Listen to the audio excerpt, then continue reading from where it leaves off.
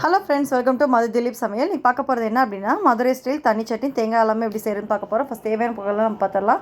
ஒரு கடாயில் oil add பண்ணிக்கலாம். ஆயில் நல்லா சூடானதுக்கப்புறம் 2 பச்சை மிளகா, 1 இன்ச் அளவு இஞ்சி ஆட் பண்ணிக்கிங்க. ஒரு 15 பல் சின்ன வெங்காயம் நல்லா ஆட் பண்ணிட்டு நல்லா வதக்கிடணும். நல்லா வதக்கினதுக்கப்புறம் ஒரு மிக்ஸி ஜாரில் பொட்டுக்கடலை 1 கை அளவு ஆட் பண்ணிக்கிங்க. இப்போ வதக்குனது எல்லாத்தையும் ஆட் பண்ணிட்டு நல்லா நம்ம சட்னி பதத்துக்கு அரைச்சிக்கலாம். நம்ம இப்போ இதை நம்ம ஒரு கிண்ணத்துக்கு ட்ரான்ஸ்ஃபர் பண்ணிக்கலாம். இப்போ அடுத்து நம்ம தாளிச்சிக்கலாம். இதுக்கு சட்னிக்கு ஒரு தாளிப்பு கரண்டியில் ஆயில் ஆட் பண்ணிக்கலாம் கொஞ்சமாக.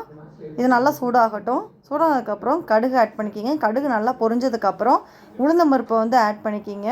உளுந்து நல்லா கோல்டன் ப்ரௌன் வர வரைக்கும் நல்லா விட்டுறலாம். நம்ம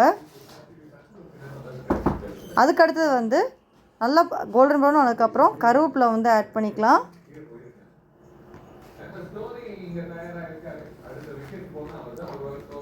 கருவேப்பிலை நல்லா பொரிஞ்சதுக்கப்புறம் நம்ம அரைச்சி வச்ச சட்னியில் இதை நம்ம ட்ரான்ஸ்ஃபர் பண்ணிக்கலாம்.